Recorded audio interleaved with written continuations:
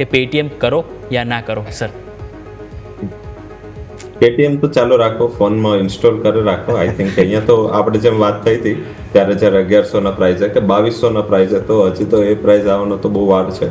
હાલાકી structural change ઘણા થઈ રહ્યા છે. મીન્સ કે જે આરબીઆઈના રેગ્યુલેટરી ઇસ્યુઝ હતા, જે મીન્સ કે એમના પાર્ટનર સાથેના ઇસ્યુઝ હતા, એમાં મહદઅંશે આ બધું ધીમે ધીમે શોર્ટ આઉટ થયું છે.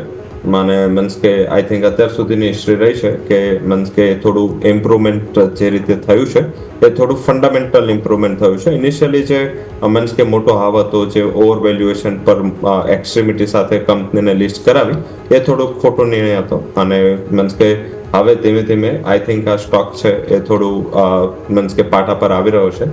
મારા હિસાબે ફેર જે લોકો ટ્રેડિંગ પર્સપેક્ટિવ કે શોર્ટ ટર્મનો આઉટલુક હોય એ લોકો 1300 ઉપર જેટલું મળે, 1320 થી 1350 પાર્શલી પ્રોફિટ એટલીસ્ટ બુક કરવું જોઈએ.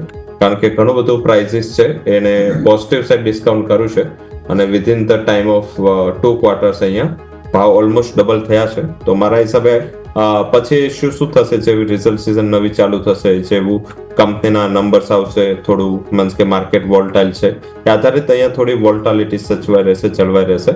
અને ઓલવેઝ જે ક્વાર્ટરમાં એક બે ક્વાર્ટરમાં કંપનીના સ્ટોક ડબલ થાય છે, પછી થર્ડ ક્વાર્ટરમાં થોડું કન્સોલિડેશનનો ટાઈમ આવતો હોય છે.